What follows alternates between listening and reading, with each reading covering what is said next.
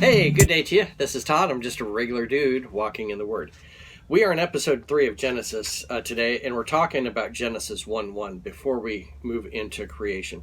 And remember, this is an overview that Genesis 1:1, where it says, in the beginning God created the heavens and the earth.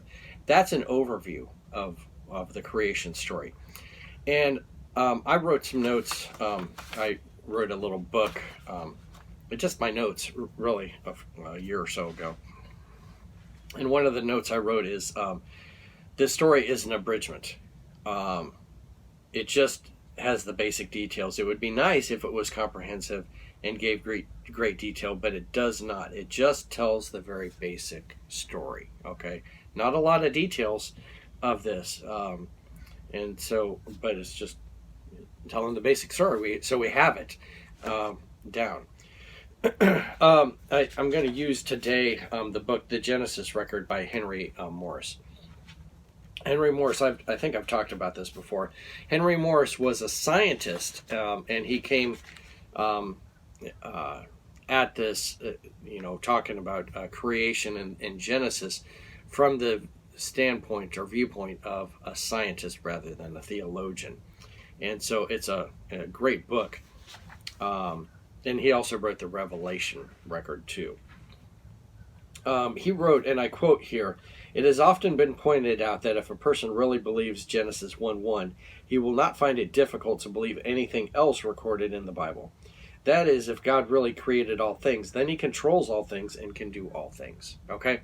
A lot of times people have problems with the stuff in the Bible, like, oh, Jesus calmed the water, oh, he can possibly do that. Or a big one is, Jonah got swallowed by a fish. That's impossible. Okay, if you believe Genesis 1:1 that God created all things out of nothing, then it's easy to believe that God can control a whale. God can control the weather. He made it all. Okay, so why wouldn't he be able to control it all? So anyway, that's why Genesis 1:1 is so important. If you don't believe that, you might as well just get rid of the Bible, because you're like, oh, what am I going to believe in the Bible? I pick and choose 50%, I believe. That's crazy. All right, today I wanted to go over Genesis 1:1, or refutes 7 false philosophies, okay? And these are false philosophies that have been going on for ages here. But Genesis 1:1 refutes those philosophies, okay? The first one, atheism. It refutes atheism because the universe was created by God. Okay, it wasn't. Verse 1, it says, "In the beginning, God." Okay, so we have the picture. God is there. Okay, so that refutes atheism. Now, naturally, if you don't believe Genesis 1:1, you can still keep on going with all these crazy things here. All right, the second thing is it refutes pantheism. Pantheism is like everything is God, okay? And it refutes that because it says, for God is transcendent to that which he created. He created all this stuff. It wasn't equal to him. He created it, okay? So he's not on an equal plane with all that stuff. Okay, the third thing is polytheism. That is refuted by, for one, God created all things. Polytheism believes there's many gods out there, okay? But here it's talking about God, the one God, okay? The only God. And that he created all things. So there is no many gods, okay? The fourth thing, it refutes materialism, okay? Materialism, sadly, is quite popular today.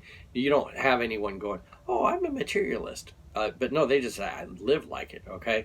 They will worship their materials, the things they have, before they worship God.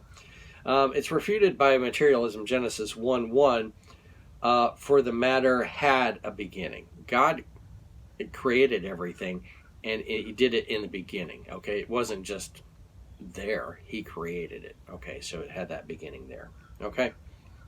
So God controlled all that. The fifth thing is dualism, okay?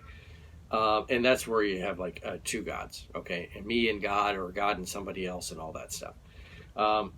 And that is refuted because in the beginning God created. He did that alone. He didn't have any helpers to come along with him, and it wasn't God and Zeus created this stuff.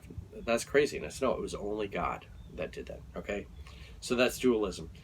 The sixth one, it refutes humanism, because God, not man, is the ultimate reality.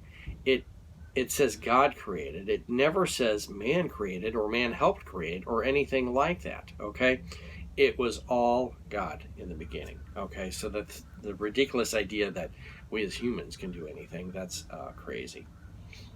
All right, the last thing, it refutes evolutionism. Oh, because get this, it says God created all things. Okay, and he didn't create like, and people, even so-called Christians, will say God created some basic things, and then everything evolved with that. So he created like the simple organic cells and different things like that, maybe some fish and things like that, and then everything evolved from that. No, God created all that stuff, all those different things to start off with. Okay. The amazing thing you're going to see as we talk about this too, he created this stuff as already adult, already a child, and so forth. So when you're going to see when God created the trees, it wasn't like a bunch of little saplings, because obviously they got fruit on them and stuff like that. So Adam and Eve didn't look out and go, "Oh man, we got all these trees here, but too bad, and we have to wait 5 years for the trees to bear fruit." No, God said, "Go ahead and eat the fruit." Okay, and when God created man, he was fully adult at that time. He wasn't a little baby. Okay, so that's just another amazing thing about God's creation. All right, thanks for watching. Join me tomorrow as we continue our journey through Genesis, as we start jumping into the days of creation. Lord's blessing. I'll see you then.